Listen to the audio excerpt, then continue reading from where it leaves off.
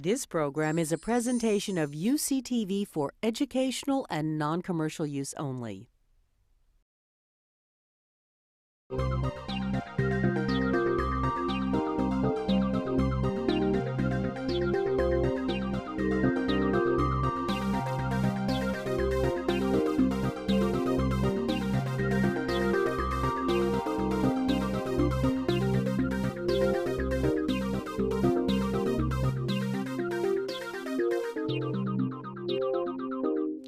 Welcome to A Conversation with History. I'm Harry Kreisler of the Institute of International Studies.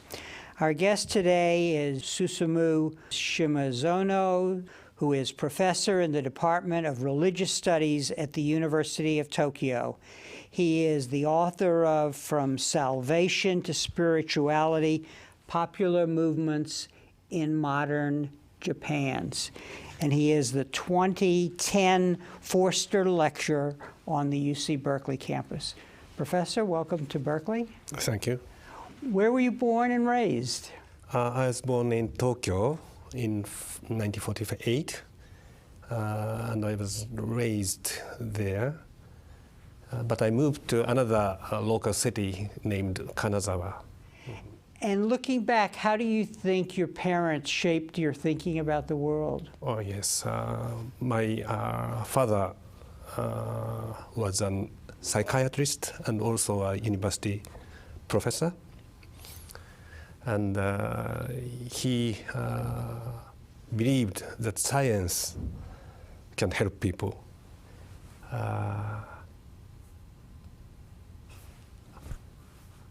Thank you for pronouncing my name, which might be difficult to pronounce for the.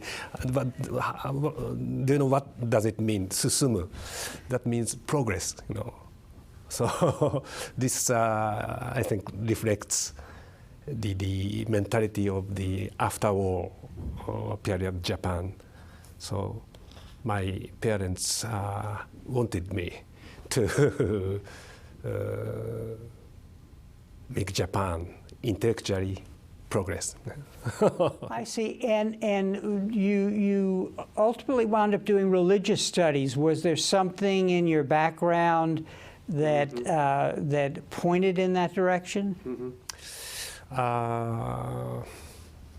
As you may know, in Japan, religion is very complex. My parents were married in 1945, before the war ended.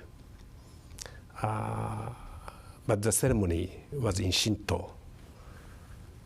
But my mother was educated in Catholic schools from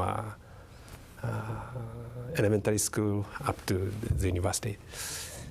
And my family belongs to a Buddhist temple. So when we die, we make ceremony in Buddhism. And as I said, my father had some faith in modern science and technology. So it's very complex. That's interesting, because one of the themes, and we'll talk about this later in your book, in fact, you had an essay on the relation of the new religions in Japan to psychology and psychotherapy, and there's an important connection there. Yes, I think so.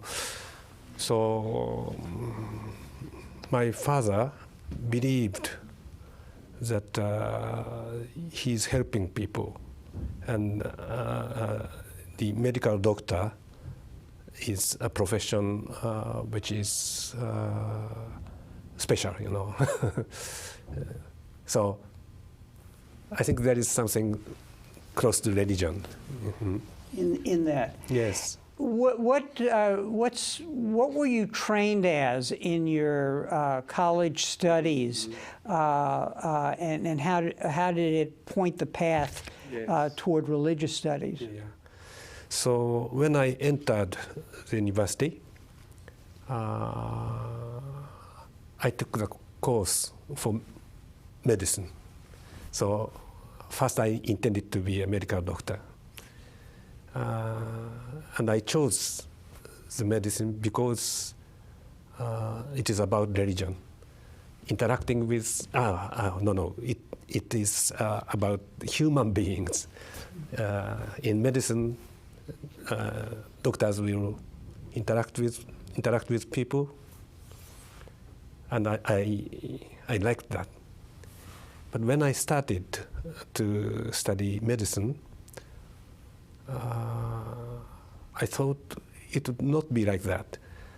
The contemporary medicine is more scientific, and they are looking at body as like things, not the human beings. The spirit. Spirit, maybe. Yeah. Yes.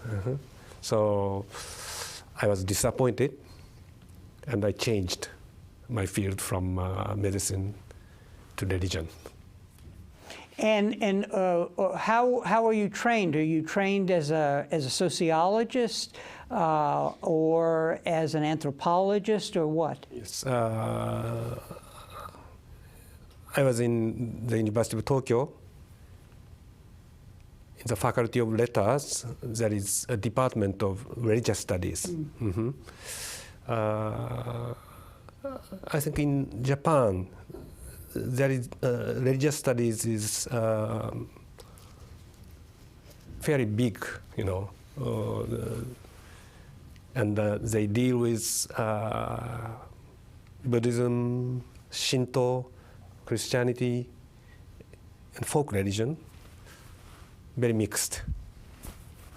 And I liked the professors. So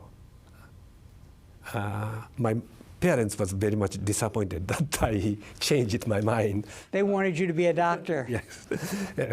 And they didn't like to say that their son is studying religion.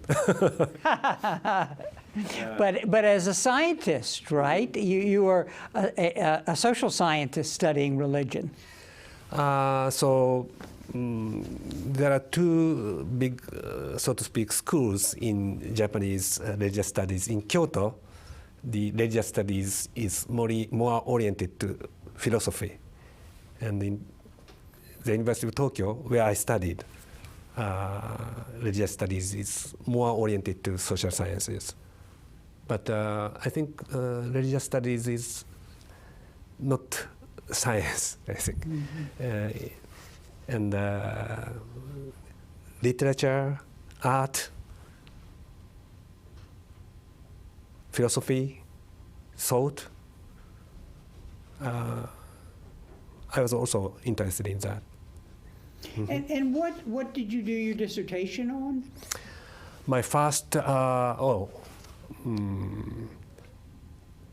my BA thesis is on Sigmund Freud, the psychoanalyst. And then for the MA thesis, I studied Japanese folkloric studies. And let me ask you then now, since you, before we talk about your work and your ideas, what are the skills required, do you think, to study religion in a nuanced, subtle way? So this is a problem that in religious studies there is no definite, clear methodology. If you want to study classical texts, you must learn languages. This is a very important area of religious studies. But there are other ways. And first I didn't know what kind of methodologies I can learn. And later I started what is called field work. So I walked around the city and meet people and interviewed.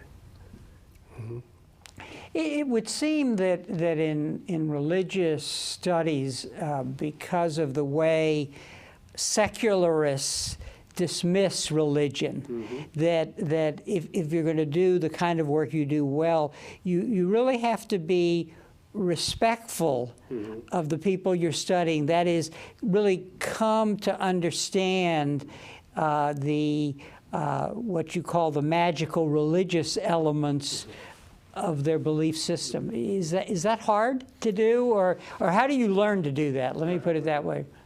So I think what motivates us is the interest in other people. So to understand how they think, and curiosity. So I think this is a bit similar to anthropology and also the psychiatry. So difference is very important, and from understanding the different people to know ourselves, who we are. So this is, I think, the basic methodology. And what is very clear in the New Age religions in Japan, which we'll talk about in a minute, is that these individuals are struggling to come to a way to deal with the modern environment. Right. Right. So many Japanese would say that they are not related to religion. They don't like religion. But I think when they say that, the term religion is too narrowly defined. So in fact, they are interested in religious or spiritual matters very much. And myself too. Yeah, and do you, looking at yourself as a scholar, do these kinds of studies require that you have a certain kind of temperament? Tell us a little about yourself as you do this work. Yes. When I was a student, it was a complicated time. It was around 1970. In Japan too, there was demonstrations against Vietnam War and the university administration, and I was involved in it.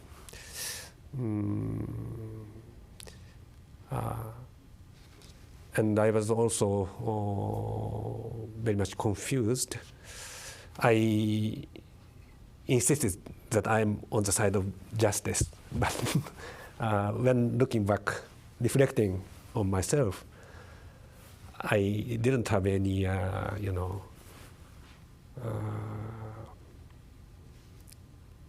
important experiences, any firm sense of, principles, ethics. So I want to think by myself on these issues, but not from only the classical texts or big thinkers, but from the ordinary people who we can respect. So in a way, it's sort of answering questions for yourself about questions of ethics, principles, how to deal with the world, and looking at your contemporaries in contexts that one might normally not look if you were a secularist. Yeah. You did some of the early work on the Shinrikyo, which was a religious New Age group that became much more, and in the end wound up being a terrorist group. Talk a little about how you, as just an example of how you came to understand that group over time. Okay. So first I studied folklore and folklorist. But then I realized that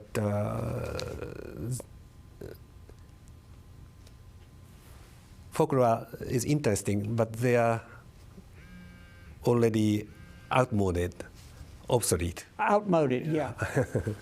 They will disappear soon. So I wanted to study things which are living, which are very active, and which will affect our future. And then I chose what we call new religions. The term new religions may be a little bit different in the nuance of the term here. In Japan, the Shinto and Buddhism are main religions, but they're mixed. So when the new groups appear, it is not important whether they are Buddhism or Shinto, but that they are different from the traditional established race groups, and we call them altogether new religions. And it's many new religions started in the early 19th century. And I first studied those older new religions. And I liked the foundresses. They were not educated people, but they were very creative. They had, deep spiritual senses. And I worked with the teachers, priests of these groups, and I can respect them. So my first study of new religions are very sympathetic. But later I have learned that new religions altogether are not good. Only not good, but they're complicated. Complicated. They may have bad effects. And recently,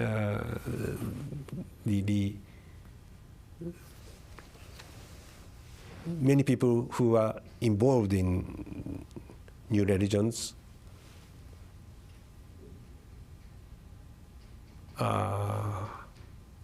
lose many things.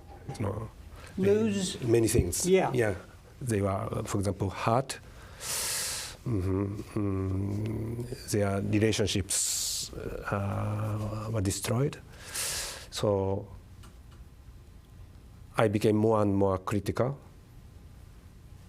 And then what we call new religions, the groups which are more violent, which are more aggressive, they became more powerful. And then that incident occurred, the terrorist attack of Shinrikyo in 1995. This was the sarin gas released in the Tokyo subway by Shinrikyo. Yes. Yeah. And at that time, the scholar of religions were very much accused because they didn't warn against the dangers of these groups. So it was a hard time for me to. To deal with the subject matter. I mean, it raised real questions about your responsibilities as a researcher. Right. Yeah, yeah. Now let's understand the new, when you talk about religion, whether old or new, help us understand what you mean by religion. Oh yes. It is very difficult. It is a topic which is discussed very often. Maybe since the about 1990, many people now realize that the term religion is not easy to use. It is used in such a complicated way. We cannot use the word safely. If I talk about religion, you might think about it in a different way. So the communication is not easy.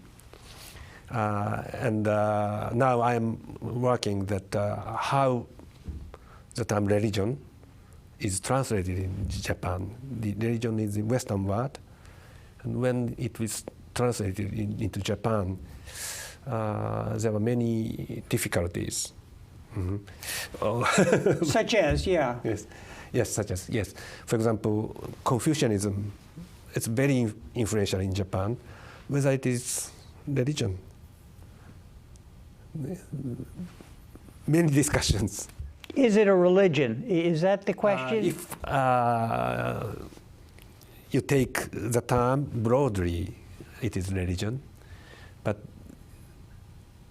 I must explain in what sense first I use religion. Yes. So you say in your book that beings' power or experience that cannot be confirmed by the five senses, something that gives meaning, strongly influences a person, and continuously lead their thoughts and actions. Mm-hmm. Yes. So, mm-hmm. Okay. So, and religion in the whole theory of modernization was something that was the study was influenced by Weber, and Weber thought that the magical religious elements would disappear, but part of the implications of what you're writing about is that it doesn't disappear. It's sublimated in a way, and old questions arise anew. And this was something that the secular world discovered in the 1970s. And this, therefore, this search for new religions became a global phenomenon. Mm-hmm. So around 1970, when I was a student, many political movements there were, but they were not religious. For example, in Paris, there was a students' revolution, but it is influenced by Marxism or a socialist kind of ideology. It was secularist. In Czechoslovakia, there was a new socialist movement with the human face, but it was still socialist. And in China, Maoist movement. But in the 80s, many of the new political movements were motivated somewhat by religions. It is your area, maybe. After the Iranian Revolution, in Philippines, for example, the democratization was much helped by Catholic organizations and popular movements helped by religious organizations. So why this happened? I think the secularization proceed to some point, to a certain point, because science, if you learn science and modern technology, it can help you. But there is a limit when you know that human beings cannot live only by secular knowledge. And so there is a turn, what they call desecularization or re-secularization. And I think this has spread since the 1970s. And what people are looking for answers to questions, and you suggest that a lot of this occurs as they confront kind of the realities of human existence, suffering, disease, illness, that they're, and then the whole momentum of modern life. People are left with a sense of uncertainty, and they're looking for answers. Right. Mm-hmm.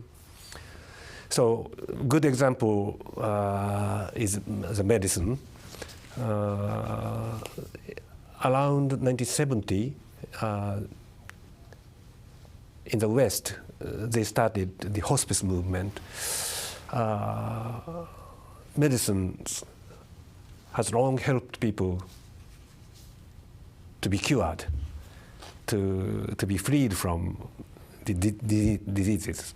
But they did very little how to live to die. So, but people who are, who have a very severe disease, of course, are very conscious about his own death, his or her own death. And those who care them must be aware of that. So suddenly they realize that. But in medical department in universities, they don't teach about that. So this is a new wave that modern institutions have to learn about the limit of secular knowledge, the limit of modern science, modern rationalism, and to learn from the old wisdoms of the human beings. Interestingly enough, one of the first people we interviewed in the early 80s was Norman Cousins, who was an American writer who began writing and influencing medical education in the country by arguing that there were alternative issues. You even have an essay in your book on alternative sources of knowledge. And so this is a much larger phenomena globally than just kind of new religions in Japan. I mean, it's a kind of global search by humanity for answers in a world that seems inadequate because it's become so secular and so dismissive of religion. Yes. So Japan is an interesting example that they started modernization earlier than other countries in Asia, in Africa, and maybe in other parts of the world. This is the Meiji Restoration. Yes, in the middle 19th century. But so we were very eager to learn from the West. But there have been always some sense of difference. And we did not agree with the principles, with a basic way of behavior, which I learned from the West. And so there are many attempts to adapting the Western way, but in our own way also. So new religions, in a sense, one example. And there are, for example, the alternative agricultural movements, alternative medicine. There are many alternative things. You discuss one religion where the founder of the religion was really somebody interested in soils and fertilizer and microbiology. And talk a little about that. What was the name of the religion? But it evolved into a almost a kind of psychotherapy, but also a religion, but also a movement about what you should eat. Yes, yes. Interestingly, Shinto, rather than Buddhism, has influenced that kind of movements. Alternative knowledge movements, I said in my book. Omotokyo is an important example. This is fairly well known and studied because it had a very strong political impact. But it has many other aspects. This religion was very much involved in, for example, arts. Most of the followers practice some arts, for example, poems, making short poems, Japanese poems, or writing calligraphies, flower arrangements, tea ceremony, like that.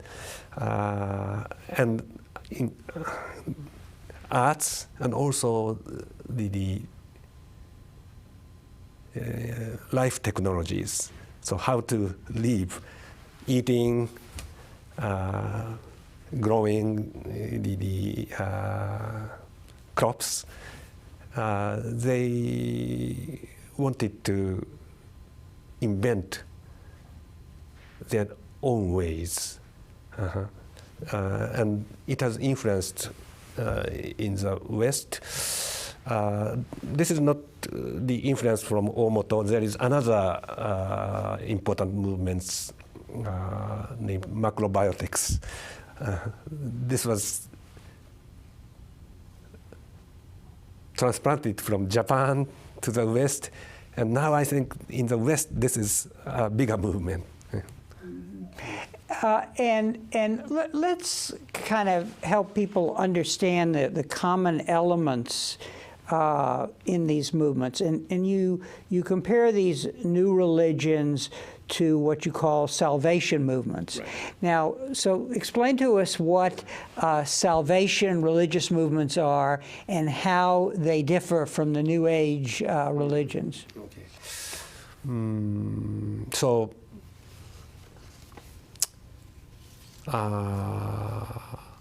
modern people,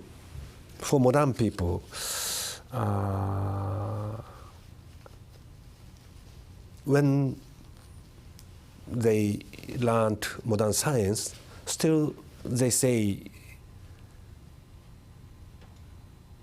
there is something unique to religion.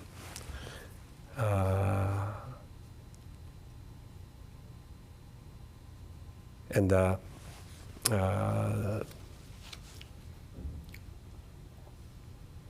so, because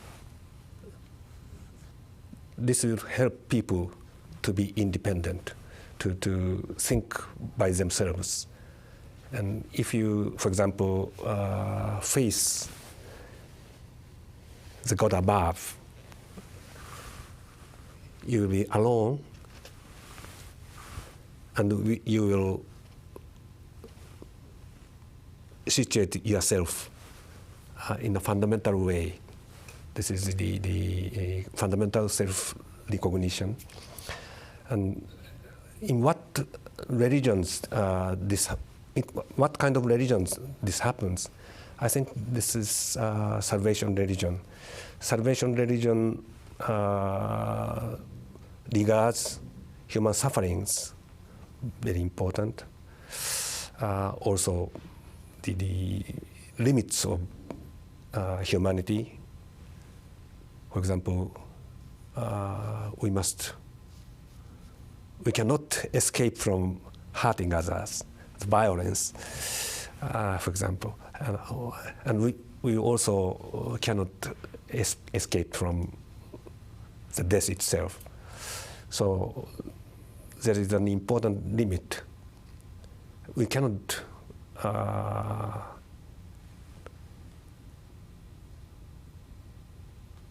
escape from them. But if you have faith, you can overcome that limit. This is the basic, very powerful, source of the idea which motivated human beings. And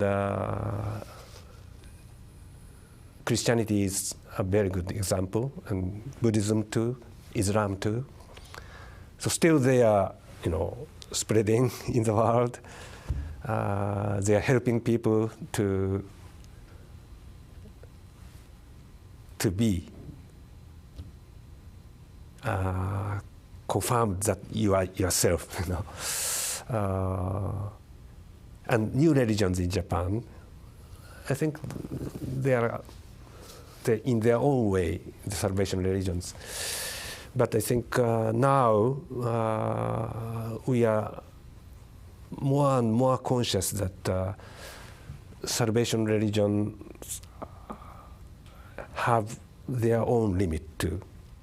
And the important point that you emphasize in the book with salvation religion is that the turning, the catharsis comes through faith, but from an outside power. Mm-hmm. There is a God or an entity that confirms the salvation. And it is most likely in another world, not in this world, that that salvation comes. Yes, yes.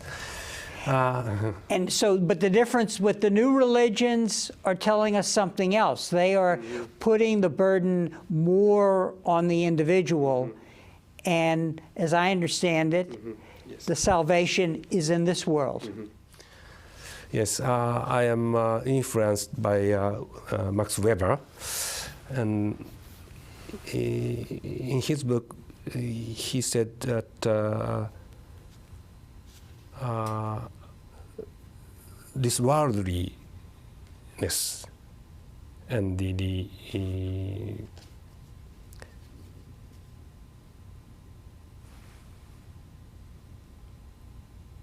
otherworldliness, or the limit of realizing this worldliness, this concept, that concept of world, is very important in his work. And what I found is that traditional salvation religion has much emphasis on the otherworldliness. But in modernity, there are new type of salvation religions which emphasize this worldliness. The salvation occurs within this world. This is especially conspicuous in the East Asia. And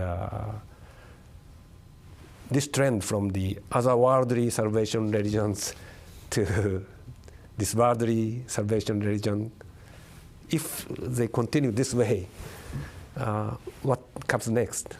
I think New Age, which is called in the West, is something here. What, as I listen to you and I read the book, there is a point at which it's very clear you're addressing a global phenomena, and that in a way it touches on all kinds of movements we see in the world today. In California, for example, the whole thing about proper eating and how the proper diet can change you, to all, many kinds of fundamentals. So the question is, when is it religious? When are these things religious? Where does what elements in these common phenomena make them religion? Because if you're changing a diet in the United States, you're not doing it for religious reasons. At least many people are not. So there is not one common element which defines religion. There are many ways. So the term religion is not the word which catches the essence. The gatherings of many elements. So, but anyway, for modern people, the sense of the limit of our scientific knowledge and the limit of the method of modern science, what is called deductionism, knowing things in parts, but not as a whole. If you study diseases, modern scientific medicine studies the parts of your body, not the person as a whole, mind, body, spirit. But we need to acquire that kind of sense. So this is, I think, a new global, awareness that we need a different way of grasping the world. And this is a basis which there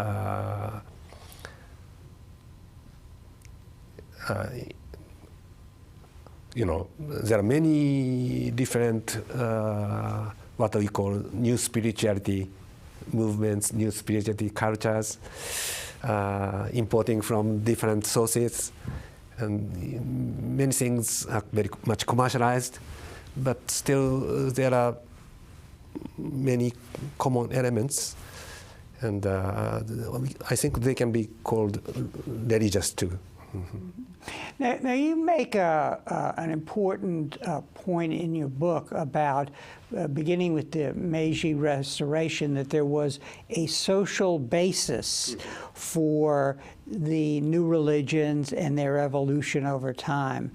One element you identify is essentially these religions emerge from the masses as opposed from the elites.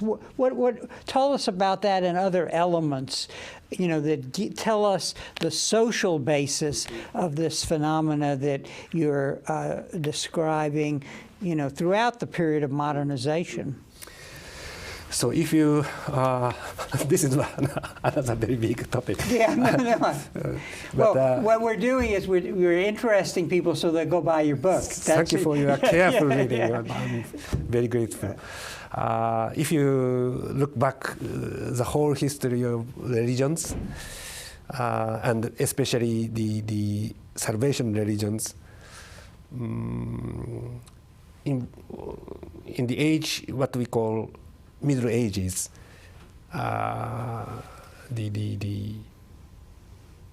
some people have the major, initiatives, and the other people just, following. Of course, they were just not obeying, but they have their own way. But it was not expressed. But in the process of modernization, people have their own, way of expressing themselves and organizing themselves. So this is different in Europe and in the US. In the Europe, the church structure has a still strong power. So popular religious movements are not very conspicuous, but here in the United States, there are many sects, many religious movements, and it represents the power of the people. So religion has been changing, that the initiative moved from the elite to the popular elements. You say in your book, the new movements are a reflection of radical individualism that is necessitated by the affluence and information-oriented nature of contemporary society. Yes. But so in the case of Japan, in the 19th century and until about 1970, popular religious movements are very much communal. They liked to form the local community, local congregational community. There are local leaders. Many of them are housewives. They are very powerful people. They may not be educated in the higher education, but they have their own very powerful personal experience. They have their own source of wisdom. But after the 1970s, that kind of, it was not easy to form that kind of community in their localities. And when they gather, for example, there is an screen, TV screen, and they watch the same TV screen, but they don't talk each other. So this is a new way, and they don't know how to interact for the very important, existential things. So this is related to what is called New Age in the United States. So you're suggesting that the weakness of these new religions, in addition to their veering off course and becoming extremist, as we talked about earlier, is that they may not be creating an institutional structure for social cohesion. So the burden of everything, of changing, finding catharsis, falls on the individual. Yes. So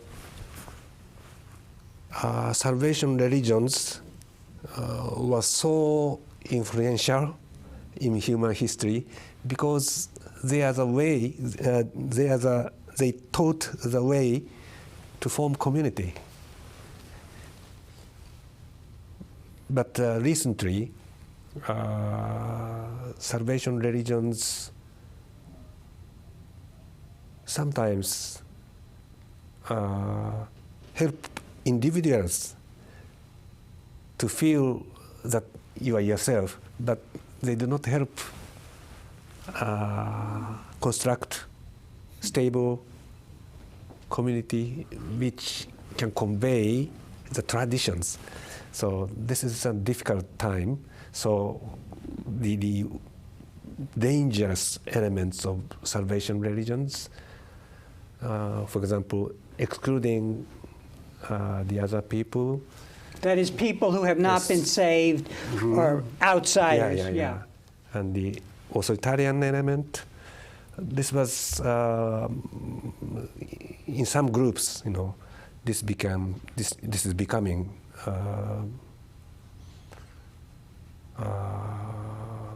very much to be warned against. Yes.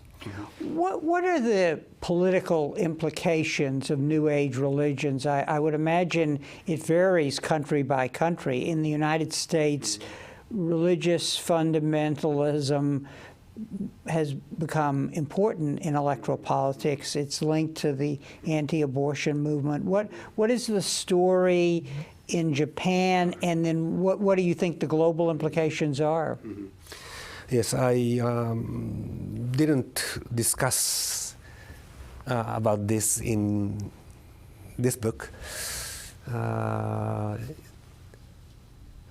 but the religions which are politically influential in contemporary world are not only salvation religions. In Japan, the state Shinto is very important. It doesn't teach individuals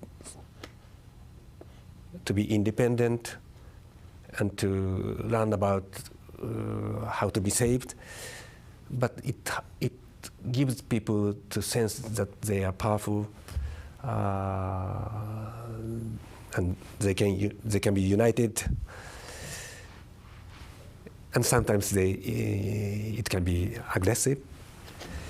In India, so what is called Hindu nationalism is very powerful. In Japan, there was always the religious power, which are different from salvation religions, Buddhism and Shinto, Confucian type of religious ideology. And I think in contemporary Japan, this kind of nationalist religious ideology, this is also to be carefully examined. Are there factors that you can identify in the case of Shinrikyo where they go off the road, so to speak? In other words, is it the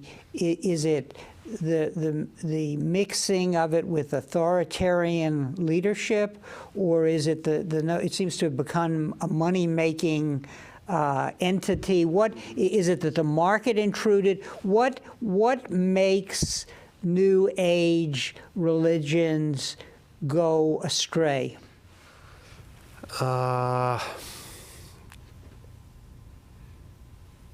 In my theoretical scheme, Om Shinrikyo is not close to New Age type of religious phenomena. It is more communal. It is not very individualistic, and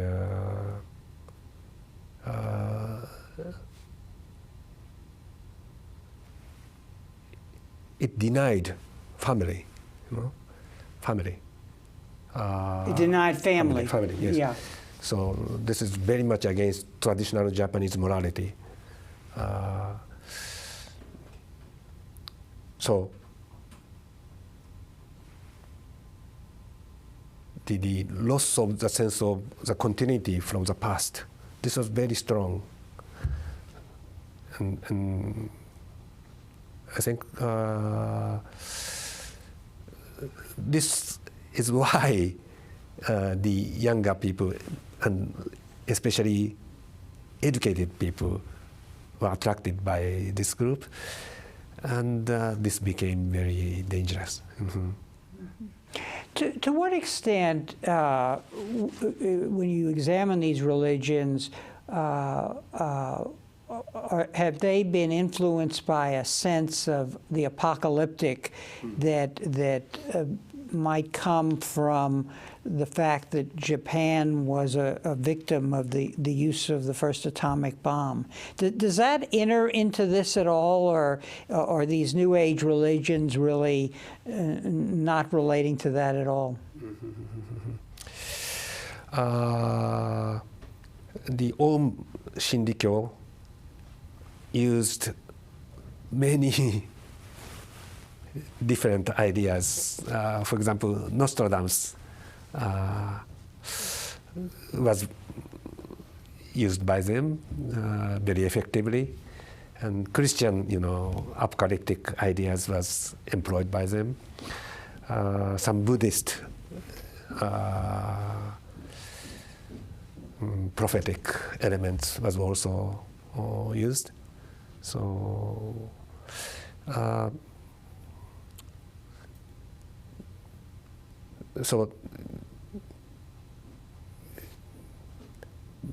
very new, but they inherited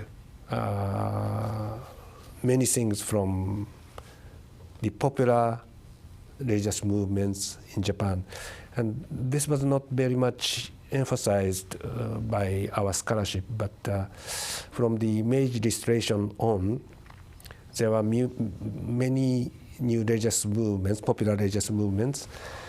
The scholars emphasized they were oppressed by the totalist government, but popular movements helped to make the totalitarian,